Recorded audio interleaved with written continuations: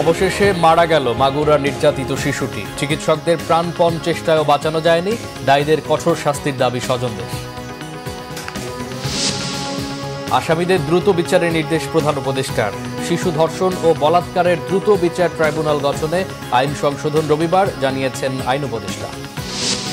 কাল কক্সবাজার যাবেন Antonio Guterres. খাদ্য সহায়তা নয়, জাতিসংঘের তত্ত্বাবধানে একটি সেফ জোন তৈরির দাবি রোহিঙ্গা নেতাদের। 10ম গ্রেডে দ্বিতীয় শ্রেণীর গেজেটেড কর্মকর্তার মর্যাদা পেতে যাচ্ছেন সরকারি প্রাথমিক বিদ্যালয়ের প্রধান শিক্ষকরা। আপিল বিভাগের রায়। দেখছিলেন ক্রাউন 7 সংবাদ শিরোনাম, এবার বিস্তারিত। কয়েকদিন টানা মৃত্যুর সাথে পাঞ্জা লড়ে অবশেষে জীবন প্রদীপ নিভে গেল মাগুরা নির্যাতিত শিশু আসিয়ার। ঢাকা সম্মিলিত সামরিক হাসপাতালে চিকিৎসাধীন অবস্থায় দুপুর 1টার দিকে তার মৃত্যু হয়েছে। ইন্না লিল্লাহি ওয়া ইন্না ইলাইহি রাজিউন। গত 8ই মার্চ শিশুটিকে সংকটাপন্ন অবস্থায় ঢাকা সিএমএইচে ভর্তি করা হয়। সর্বাধুনিক চিকিৎসা ব্যবস্থা প্রয়োগ এবং বিশেষজ্ঞ চিকিৎসকদের সর্বোচ্চ প্রচেষ্টা সত্ত্বেও তাকে বাঁচানো গেল না। আইএসপিআর জানিয়েছে, আজ সকালে 3বার কার্ডিয়াক অ্যারেস্ট হয়েছে শিশুটির। 2বার স্থিতিশীল করা গেলেও তৃতীয়বার আর হৃদস্পন্দন ফিরে আসেনি। শিশু আসিয়ার মৃত্যুতে গভীর শোক জানিয়েছেন প্রধান উপদেষ্টা ডক্টর মোহাম্মদ ইউনূস। আসামিদের দ্রুত বিচারের আওতায় আনার নির্দেশও দিয়েছেন তিনি। শোক জানিয়েছেন বিএনপি মহাসচিব মির্জা ফখরুল ইসলাম আলমগীর। শোক জানিয়েছেন সেনাবাহিনীও। শিশুটির শোক সন্তপ্ত পরিবারের প্রতি গভীর সমবেদনা জানিয়ে যে কোনো প্রয়োজনে তাদের পাশে থাকার অঙ্গীকার ব্যক্ত করেছে সেনাবাহিনী। মাগুরায় বোনের বাড়িতে বেড়াতে গিয়ে পাশবিকতার শিকার হয় শিশু আসিয়া। তাকে প্রথমে মাগুরা, পরে ফরিদপুর ও ঢাকা মেডিকেলে চিকিৎসা দেওয়া হয়। সবশেষ তাকে ঢাকার সম্মিলিত সামরিক হাসপাতাল সিএমএইচে স্থানান্তর করা হয়। শিশু আসিয়া ধর্ষণের ঘটনায় গ্রেফতার হওয়া ব্যক্তিরা কারাগারে আছে। তাদের দৃষ্টান্তমূলক শাস্তির দাবিতে গত কদিন ধরেই দেশজুড়ে পালিত হচ্ছে বিক্ষোভ সহ নানা কর্ম। আমার মনে যেরকম ব্লেড কাটছে, গলায় ফাঁস দিয়েছে, ঠিক সেরকম বিচার চাই আমি আপনাদের কাছে। ওইরকম ফাঁসি দিয়ে যেন ওর মারে, ওইরকম যেন ওর ব্লেড কাটে। আমার যে না আমার লোককে যে কষ্ট দিচ্ছে না, আমি নিজে ইচ্ছা দেখতে চাই এরকম ফাঁস দিয়ে মোরা। এইটুকু আপনাদের কাছে আমার বিচার তাইলো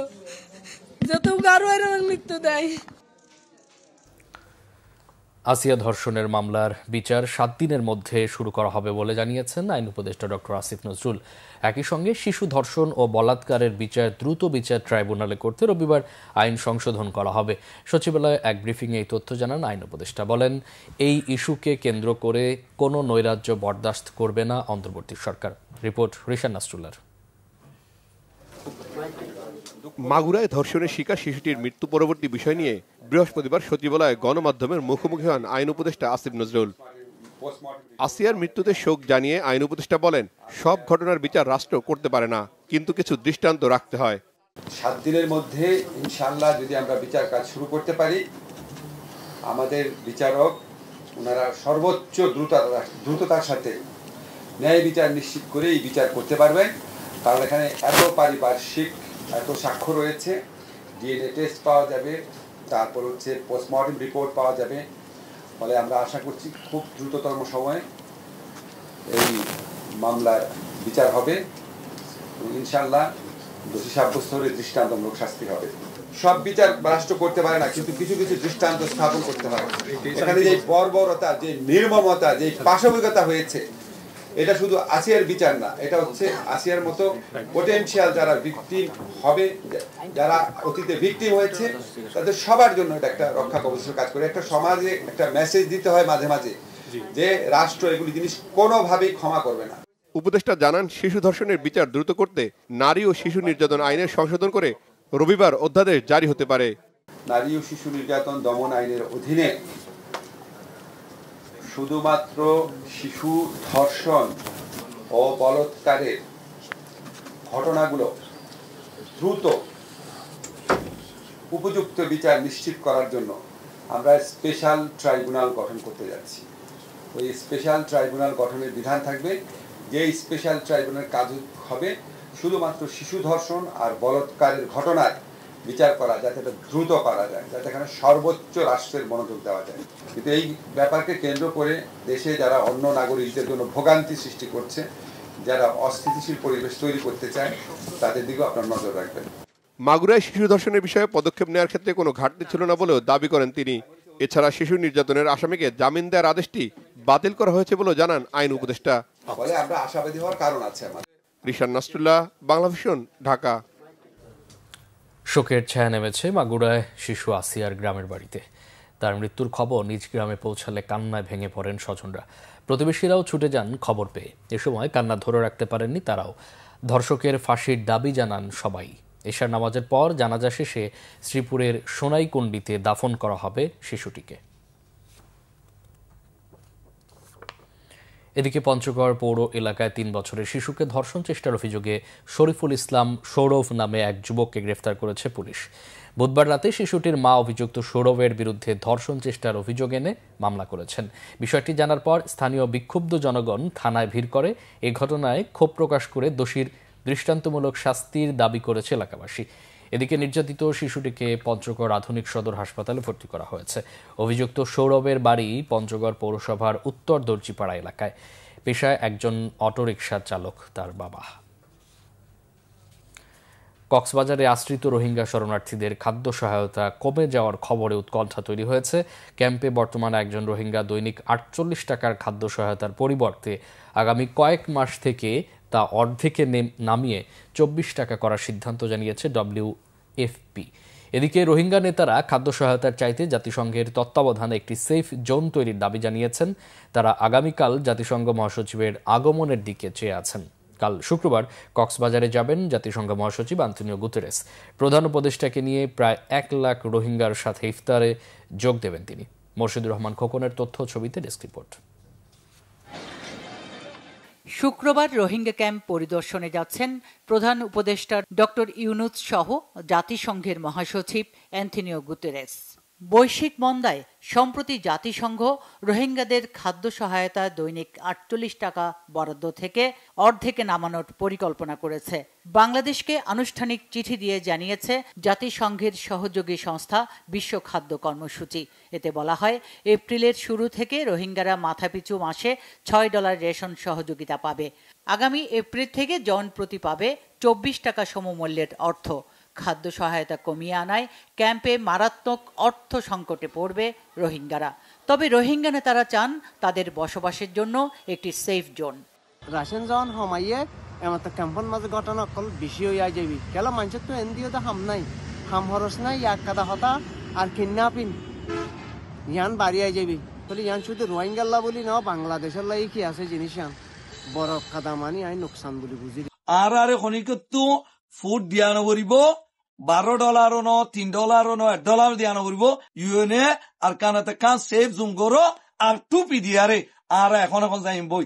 অর্থ বরাদ্দ কমিয়ে আনায় শুধু রোহিঙ্গা নয়, এর প্রভাব পড়বে স্থানীয় জনগোষ্ঠীর উপরও। খাদ্য সংকট দেখা দিলে রোহিঙ্গারা অর্থের বিনিময়ে যে কোনো অপরাধ করতে দ্বিধা করবে না। রেশনটা কমিয়ে ফেলবে, সুতরাং অবভিয়াসলি এটা একটা, আমি বলেছি এটা নেতিবাচক প্রভাব পড়বে বাধ্য। কারণ ওদেরকে তো খাওয়ার জোগাড় করতে হবে। ছেলে মেয়ে যদি কান্না করে ওর খাবারটা করতে কেন, অবভিয়াসলি ওকে কোনো একটা খারাপ বা ভালো পথ যে কোনো একটা দিতে হবে। ভালো পথে যাওয়া তোদের স্কোপ যে চাহিদা সেটা ব্যাপক প্রভাব পড়বে। নিউট্রিশন সমস্যা হবে, এদের দৈনন্দিন খাবার দিয়ে দেওয়া তাদের জীবনযাপনের প্রভাব ফেলবে। তো আপনার যে কোনো হঠাৎ করে এটা অর্ধেকের বেশি কমে যাওয়া, এটা নিশ্চয় ভালো সংবাদ না। 2017 সাল থেকে কক্সবাজারের 32টি ক্যাম্পে বসবাসরত রোহিঙ্গার সংখ্যা 12 লাখেরও বেশি। সম্প্রতি নতুন যুক্ত হয়েছে আরও 70,000। Bangla vision news desk. Appeal বিভাগের সিদ্ধান্তে 10ম গ্রেডে 2য় শ্রেণীর গেজেটেড কর্মকর্তার মর্যাদা পেতে চলেছেন সরকারি প্রাথমিক বিদ্যালয়ের প্রধান শিক্ষকরা। এর ফলে দেশের 30,000 শিক্ষক এই সুবিধা পাবেন বলে জানিয়েছেন আইনজীবীরা। প্রধান বিচারপতি সৈয়দ রেফাত আহমেদের নেতৃত্বাধীন আপিল বেঞ্চ আজ এই আদেশ দেয়। বিস্তারিত নাবিল জাহাঙ্গীরের রিপোর্টে। 2014 সালে প্রাথমিক বিদ্যালয়ের প্রধান শিক্ষকদের বেতন কাঠামো 11 ও 12তম গ্রেডে নির্ধারণ করা হয়। তবে এই সিদ্ধান্তের বিরুদ্ধে রিট করেন 45 জন প্রধান শিক্ষক। 2019 সালে হাইকোর্টের রায়ে রিটকারীদের 10ম গ্রেডে উন্নীত করে 2য় শ্রেণীর কর্মকর্তা হিসেবে গেজেট প্রকাশ করতে বলা হয়। এই রায়ের বিরুদ্ধে রাষ্ট্রপক্ষ আপিল করলে তা খারিজ হয়ে যায়। কিন্তু তা চ্যালেঞ্জ করে রিভিউ পিটিশন দায়ের করে রাষ্ট্রপক্ষ।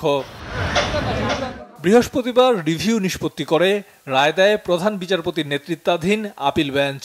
এর ফলে প্রাইমারি স্কুলের প্রধান শিক্ষকরা দ্বিতীয় শ্রেণীর কর্মকর্তার পদমর্যাদা এবং 10ম গ্রেডে বেতন পাবেন বলে জানিয়েছেন রিটকারীদের আইনজীবী। সরকারি প্রাথমিক বিদ্যালয়ের প্রধান শিক্ষকগণ 10ম গ্রেড পাবেন, দ্বিতীয় শ্রেণীতে আপগ্রেডেড গেজেটেড স্ট্যাটাস পাবেন, আর কর্মরত আছে 30,000। আর যেহেতু এই রায়টা হয়েছে এবং আপিল বিভাগের রায় বাধ্যকর, তো আমি মনে করি যে সরকার এই বেনিফিটটা এক্সটেন্ড করবে সবার প্রতি, যারা পিটিশনার হয়েছে তাদেরও, এবং যারা পিটিশনার হতে পারেনি for the reasons beyond there control, তারাও এই বেনিফিটটা পাবে। আপিল বিভাগের এই সিদ্ধান্তকে স্বাগত জানিয়েছেন রিটকারী প্রধান শিক্ষকরা। আলহামদুলিল্লাহ, আমি অত্যন্ত আবেগ আপ্লুত, অত্যন্ত খুশি। আজকের এই দিনটির জন্য আমরা দীর্ঘ 11 বছর অপেক্ষা করেছি। গ্যাজেটেড মর্যাদা সহ 10ম গ্রেড পেয়েছি আমাদের আজকের রায়ের মাধ্যমে। এই জন্য আমাদের সদাশয় সরকারের প্রতি, আমাদের উপদেষ্টা মহোদয়ের প্রতি এবং আমাদের সকল প্রধান শিক্ষকদের প্রতি, মিডিয়ার প্রতি কৃতজ্ঞতা জানাচ্ছি। এর মধ্য দিয়ে দীর্ঘদিনের বঞ্চনা থেকে মুক্তি পাবেন বলে আশা প্রাথমিকের প্রধান শিক্ষকদের। নাবিল জাহাঙ্গীর, বাংলা ভিশন, ঢাকা। এনআইডি সেবা নির্বাচন কমিশনে রাখার সিদ্ধান্ত চূড়ান্তে আগামী মঙ্গলবার পর্যন্ত সরকারকে সময় বেঁধে দিয়েছেন নির্বাচন কমিশনের কর্মকর্তা কর্মচারীরা। এই সময়ের মধ্যে বিদ্যমান আইন বাতিল করে এনআইডি সেবা সংক্রান্ত আগের আইন বহালের পদক্ষেপ না নিলে সারা দেশে অর্ধ দিবস কর্মবিরতি পালনের ঘোষণা দিয়েছেন তারা। রাজধানীর আগারগাঁওয়ে নির্বাচন ভবনের সামনে মানববন্ধন কর্মসূচি থেকে এই ঘোষণা দেন Bangladesh election commission officers association. বলেন, ভোটারের সব ব্যক্তিগত তথ্যের হেফাজতকারী নির্বাচন কমিশন, এনআইডি নির্বাচন কমিশনেই থাকবে। বর্তমান যে আইন আছে তা বাতিল করে আগের অবস্থায় যেতে হবে। আগামী মঙ্গলবারের মধ্যে দৃশ্যমান কোনো পদক্ষেপ না নিলে 19 মার্চ সারা দেশে সকাল 9টা থেকে দুপুর 12টা পর্যন্ত কর্মবিরতি পালন করা হবে। আগামী মঙ্গলবার 18 তারিখের মধ্যে যদি আমরা কার্যকর পদক্ষেপ না দেখি এনআইডি আইন বাতিল করে নির্বাচন কমিশনে পুনর্বহাল করবার জন্য, তাহলে বুধবারে অর্থাৎ 19 তারিখ আমরা সারা দেশে নির্বাচন অফিস এবং নির্বাচন কমিশন সচিবালয়ে অর্ধ দিবস অপারেশনাল হল্ট করব। অর্ধ দিবস অপারেশনাল হল্ট 9টা থেকে 12টা পর্যন্ত। আপনারা জানেন সময়টা এখন অফিসের সময় কমেছে, সুতরাং আমরা 9টা থেকে 12টা পর্যন্ত অর্ধ দিবস অপারেশনাল হল্ট করব। এদিকে জাতীয় পরিচয়পত্র সেবা নির্বাচন কমিশনের অধীনে রাখার দাবিতে কর্মবিরতি পালন, র্যালি ও মানববন্ধন হয়েছে দেশের বিভিন্ন স্থানে। চট্টগ্রাম নগরীর লাভলেইনে আঞ্চলিক নির্বাচন কার্যালয়ের সামনে সকাল 11টা থেকে দুপুর 1টা পর্যন্ত কর্মবিরতি পালন এবং র্যালি ও মানববন্ধন করেছেন আঞ্চলিক নির্বাচন কার্যালয়ের কর্মকর্তা কর্মচারীরা।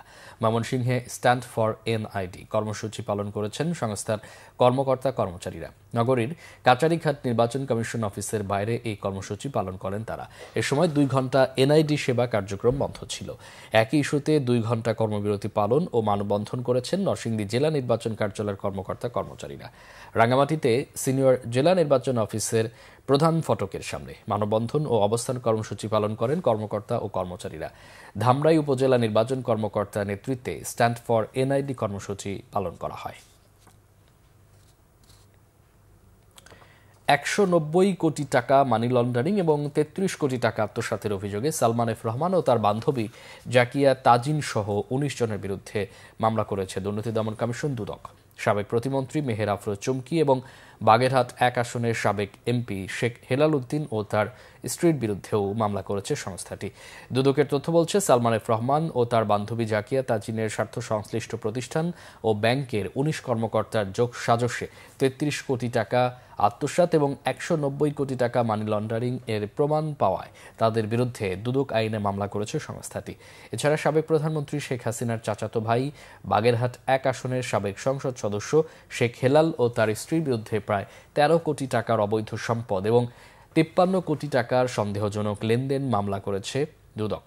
এদিকে অবৈধ সম্পদ অর্জনের অভিযোগে মহিলা ও শিশু বিষয়ক মন্ত্রণালয়ের সাবেক প্রতিমন্ত্রী মেহের আফরোজ চুমকি ও তার স্বামী মাসুদুর রহমানের বিরুদ্ধে মামলা করেছে সংস্থাটি। আহমদ শাহরিয়ার রহমান এবং জনাব সালমান ফজলুর রহমান, সাবেক চেয়ারম্যান আইএফএসি ব্যাংক সহ ন্যাশনাল ব্যাংক লিমিটেডের বিভিন্ন পর্যায়ের মোট 11 জন কর্মকর্তার বিরুদ্ধে দণ্ডবিধির সংশ্লিষ্ট ধারায় এবং মানি লন্ডারিং প্রতিরোধ 2012 এবং দুর্নীতি প্রতিরোধ 1947-এর সংশ্লিষ্ট ধারায় আরও একটি মামলা রুজুর সিদ্ধান্ত গৃহীত হয়েছে। সিদ্ধান্ত ছাড়াই শেষ হয়েছে বিডিআর বিদ্রোহ মামলায় আসামিদের জামিন শুনানি। বৃহস্পতিবার সকাল 10:40 কেরানীগঞ্জের ঢাকা কেন্দ্রীয় কারাগারে অস্থায়ী আদালতে মামলার কার্যক্রম শুরু হয়ে শেষ হয় 11:35। সাক্ষ্য দেন অবসরপ্রাপ্ত মেজর সাইদ খান। তাকে আসামি পক্ষের আইনজীবীরা দীর্ঘক্ষণ জেরা করেন। রাষ্ট্রপক্ষের অতিরিক্ত attorney general advocate Borhan Uddin ও আসামি পক্ষের আইনজীবী অ্যাডভোকেট আমিনুল ইসলাম সহ অন্যান্য আইনজীবীরা শুনানিতে অংশ নেন। এ সময় 109 আসামি উপস্থিত ছিলেন। এসব আসামির মধ্যে কাশিমপুর কেন্দ্রীয় কারাগারে 57 জন এবং ঢাকা কেন্দ্রীয় কারাগারের 52 জন ছিলেন। পরবর্তী শুনানির দিন পরে জানানো হবে বলে জানান বিচারক। এই মামলায় 1264 সাক্ষীর মধ্যে 285 জনের সাক্ষ্য নেওয়া হলো। পুলিশ মহাপরিদর্শক মোহাম্মদ বাহারুল আলম বলেছেন, শিল্প খাতে অস্থিরতা সহ আইনশৃঙ্খলা পরিস্থিতি অবনতির জন্য একটি স্বার্থান্বেষী সংক্ষুব্ধ মহল জড়িত। তাদের প্রতিহতে কাজ করছে পুলিশ। সকালে গাজীপুর শিল্পাঞ্চল পুলিশ সুপার কার্যালয়ে আয়োজিত প্রেস ব্রিফিংয়ে সাংবাদিকদের প্রশ্নের জবাবে তিনি এসব কথা বলেন। আইজিপি বলেন, বৈষম্যহীন বাংলাদেশ করতে অন্তর্বর্তী সরকার কাজ করে যাচ্ছে। এতে যারা সংক্ষুব্ধ তারা আইনশৃঙ্খলা পরিস্থিতি অবনতি এবং প্রশাসনকে ব্যর্থ করতে চাইছে। সরকারি কর্মকর্তা হিসেবে পুলিশের কোনো রাজনৈতিক আনুগত্য নেই বলেও এ সময় জানান পুলিশ মহাপরিদর্শক। এই সমাজটাকে স্টেবল করার জন্য, বৈষম্যহীন নতুন বাংলাদেশ করার জন্য এই ইন্টারিম গভর্নমেন্ট চেষ্টা করে যাচ্ছেন। এই সব জায়গায় অনেকেই চেষ্টা করবেন যে এখানে যেন অস্থিরতা তৈরি হয়, যে এরকম একটা সংক্ষুব্ধ পক্ষ আছেই, এবং আমাদের মনে হয় যে এরকম কেউ নিশ্চয়ই রয়ে গেছেন এবং তারা এখনো ক্রিয়াশীল আছেন। তো তাদেরকে প্রতিহত করাই আমাদের কাজ। জাতীয় ভিটামিন এ+ ক্যাম্পেইন উপলক্ষে সাংবাদিকদের ওরিয়েন্টেশন কর্মশালা হয়েছে দেশের বিভিন্ন জায়গায়। রংপুর আঞ্চলিক নির্বাচন কমিশন অফিসের সামনে মানববন্ধন ও অবস্থান কর্মসূচি পালন করে বাংলাদেশ নির্বাচন কমিশন অফিসার্স অ্যাসোসিয়েশন। বরিশাল সিটি কর্পোরেশনের সভাকক্ষে সাংবাদিকদের সাথে অবহিতকরণ কর্মশালায় জানানো হয়, এই কার্যক্রমের জন্য নগরীতে 220টি কেন্দ্রের নির্ধারণ করা হয়েছে। প্রতিটি কেন্দ্রে 2 জন করে কর্মী থাকবে। ফরিদপুরে জেনারেল হাসপাতালের কনফারেন্স রুমে সাংবাদিকদের ওরিয়েন্টেশন কর্মশালায় উপস্থিত ছিলেন civil surgeon doctor Mahmudul Hasan. Munshiganj জেলা সিভিল সার্জন কার্যালয়ের কনফারেন্স কক্ষে অনুষ্ঠিত প্রেস ব্রিফিংয়ে প্রধান অতিথি ছিলেন জেলা civil surgeon doctor Mohammad Manjurul Alam. পাবনার civil surgeon doctor Abul Kalam আজাদের সভাপতিত্বে ওরিয়েন্টেশন বক্তব্য দেন প্রেস ক্লাব সভাপতি আক্তারুজ্জামান আক্তার সহ অনেকেই। সিরাজগঞ্জ জেলা সিভিল সার্জন কার্যালয়ের সম্মেলন কক্ষে জাতীয় ভিটামিন এ+ ক্যাম্পেইনের প্রেস ব্রিফিংয়ে বক্তব্য রাখেন জেলা civil surgeon doctor Mohammad Nurul Amin. একই ইস্যুতে সাংবাদিকদের ওরিয়েন্টেশন কর্মশালা হয়েছে ময়মনসিংহ, গোপালগঞ্জ, নীলফামারী, ঠাকুরগাঁও, জয়পুরহাট সহ অন্যান্য জেলায়। দেশের বিভিন্ন জায়গার আরও কিছু খবর নিয়ে এবার একটি ডেস্ক রিপোর্ট। আওয়ামী লীগের এমপি মন্ত্রী সবাইকে বিচারের আওতায় এনে ডিসেম্বরের মধ্যে নির্বাচনের দাবি জানিয়েছেন বিএনপি চেয়ারপারসনের উপদেষ্টা আমানুল্লাহ আমান। খুলনায় বিএনপির বিভাগীয় মতবিনিময় সভায় তিনি একথা বলেন। বিএনপির ভারপ্রাপ্ত চেয়ারম্যান তারেক রহমানের নির্দেশনায় বগুড়া সাগরিয়াকান্দিতে ইফতার মাহফিল হয়েছে। স্থানীয় করিতলা উচ্চ বিদ্যালয় মাঠে এতে অংশ নেন বিভিন্ন শ্রেণী পেশার মানুষ। তিস্তা মহাপরিকল্পনার বাস্তবায়নের দাবিতে মতবিনিময় সভা হয়েছে কুড়িগ্রামে। দুপুরে জেলা প্রশাসনের মিলনায়তনে জেলা প্রশাসক নুসরাত সুলতানার সভাপতিত্বে এতে বক্তব্য রাখেন পানি উন্নয়ন বোর্ডের রংপুর অঞ্চলের প্রধান প্রকৌশলী মাহবুবুর রহমান। নওগাঁ মেডিকেল কলেজ বন্ধের ষড়যন্ত্রের অভিযোগ তুলে বিক্ষোভ মানববন্ধন হয়েছে। সকালে মেডিকেল কলেজ চত্বর থেকে একটি বিক্ষোভ মিছিল বের করে বিভিন্ন সড়ক প্রদক্ষিণ করে শিক্ষার্থীরা। নাটোরে সাংবাদিকদের উপর বরখাস্তকৃত এসপির হামলা এবং ডেভিল হান্টের সাংবাদিক গ্রেপ্তারের প্রতিবাদে বিক্ষোভ ও অবস্থান কর্মসূচি পালন করেছেন গণমাধ্যম কর্মীরা। সকালে পুলিশ সুপারের কার্যালয়ের সামনে অবস্থান কর্মসূচি শেষে জেলা প্রশাসক কার্যালয়ের সামনে সমাবেশ করেন তারা। দেশব্যাপী শিশু ও নারীর প্রতি সহিংসতা প্রতিরোধে মানববন্ধন হয়েছে রাঙ্গামাটিতে। সকালে জেলা শিল্পকলা একাডেমির সামনে এতে উপস্থিত ছিলেন সিএইচটি উইমেন্স অ্যাক্টিভিস্ট ফোরামের সভাপতি টুকু তালুকদার। এদিকে নারী ও শিশু নির্যাতন বন্ধের দাবিতে প্রতিবাদ কর্মসূচি পালিত হয়েছে ঠাকুরগাঁয়ে। দুপুরে শহরের রাস্তায় কর্মসূচিতে উপস্থিত ছিলেন নাগরিক প্ল্যাটফর্ম ও যুব ফোরামের সদস্যরা। ধর্ষণে জড়িতদের দ্রুত বিচারের দাবিতে মানববন্ধন হয়েছে ভৈরবে। ঢাকা সিলেট মহাসড়কে মানববন্ধনে অংশ নেন শিক্ষার্থীরা। একই দাবিতে কর্মসূচি পালিত হয়েছে পিরোজপুরের প্রযুক্তি বিশ্ববিদ্যালয়ে। এতে উপস্থিত ছিলেন বিশ্ববিদ্যালয়ের উপাচার্য অধ্যাপক ডক্টর মোহাম্মদ শহীদুল ইসলাম। উচ্চ আদালতের নির্দেশে খাগড়াছড়িতে ইটভাটায় অভিযান চালিয়েছে জেলা প্রশাসন। সকালে এ অভিযানের নেতৃত্ব দেন উপজেলা নির্বাহী কর্মকর্তা।